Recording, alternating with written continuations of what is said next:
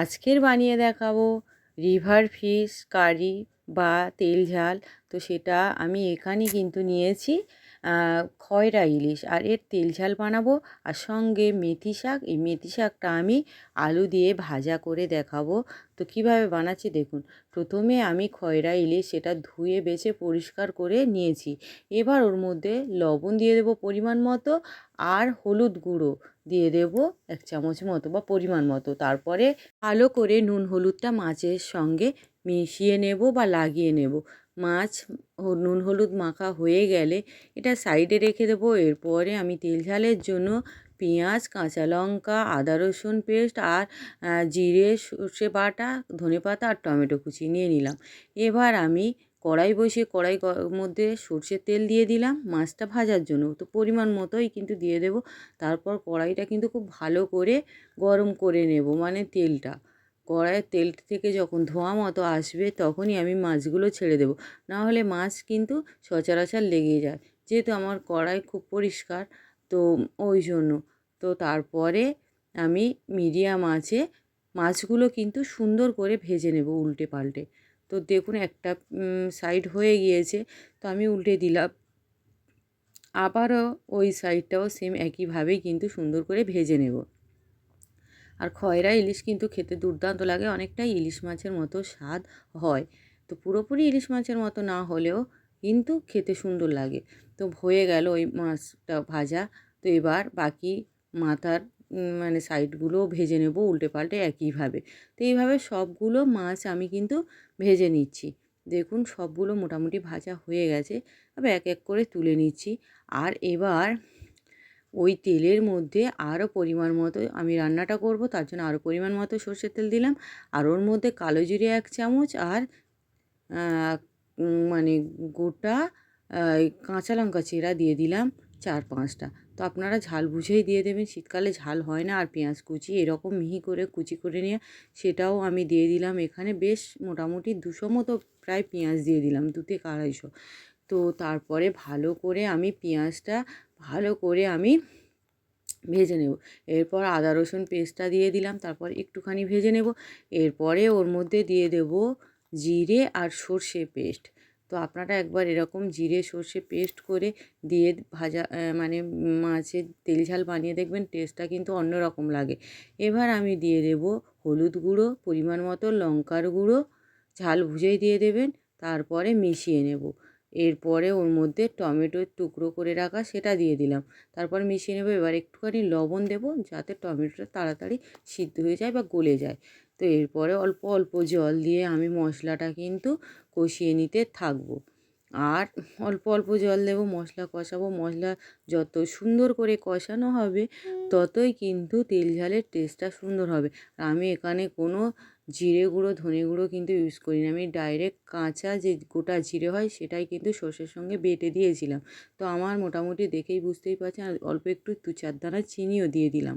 তো এতে কি হয়, মানে তেল ঝালের বা রঙটাও খুব সুন্দর আসবে আর টেস্টটাও ব্যালেন্স হবে। তো আমার মোটামুটি দেখুন মশলাটা কিন্তু খুব সুন্দর করে কষা হয়ে গিয়েছে, আর উপরে তেল কত সুন্দরভাবে ছেড়ে এসছে, সেপারেট হয়ে গিয়েছে। তো এবার আমি এই পর্যায়ে কি করব, মোটামুটি জল দিয়ে দেবো পরিমাণ মতো।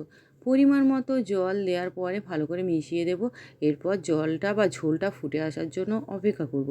ঝোলটা আমার মোটামুটি দেখেই বুঝতেই পারছেন, ঝোল আমি পরিমাণ এইরকম দিচ্ছি। তো ঝোলটা ফুটে এসেছে। এবার আমি একটুখানি মিশিয়ে দেব ঝোলটা। তারপরে ওর মধ্যে ভেজে রাখা মাছগুলো একে একে দিয়ে দেব। তো সবগুলো মাছ কিন্তু আমি দিয়ে দিলাম। তো তারপরে ওর মধ্যে মাছগুলো সব দেওয়া হয়ে গেছে। এবার একটুখানি এইভাবে মিশিয়ে দিলাম। এবার একটু ধনেপাতা উপর থেকে কুচি দিয়ে দিলাম। তারপরে আমি ঢাকা বন্ধ করে রান্না করতে থাকবো।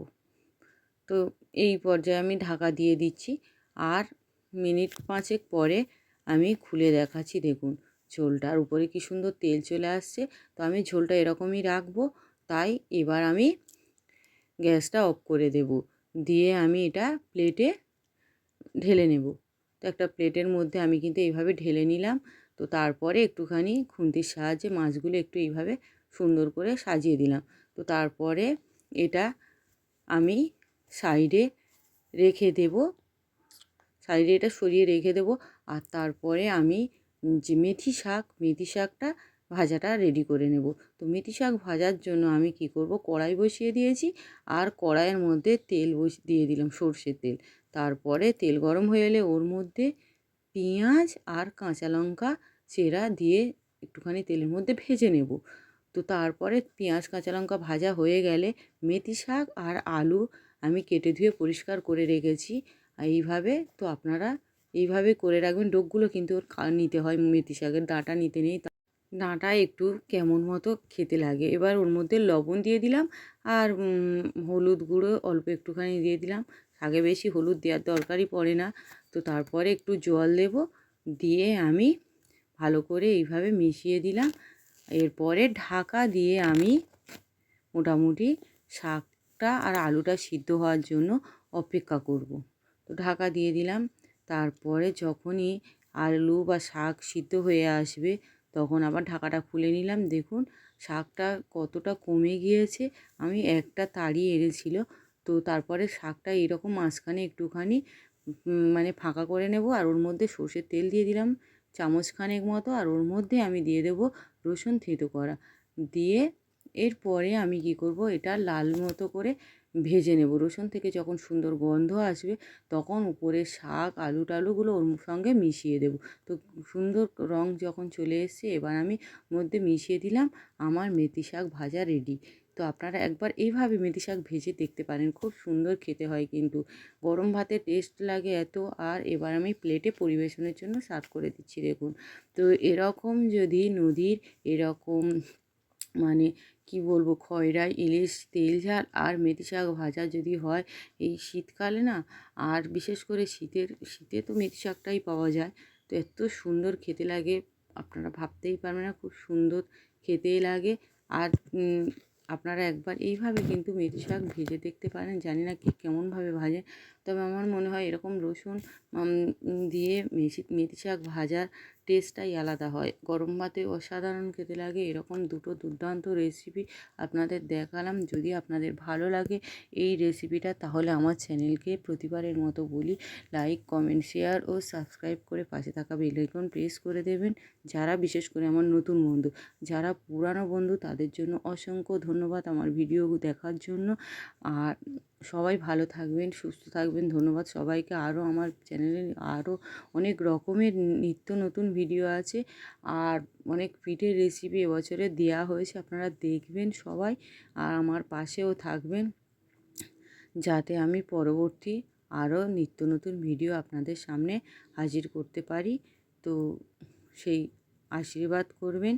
তো ধন্যবাদ সবাইকে। আজকের ভিডিওটা আমি এখানে শেষ করলাম।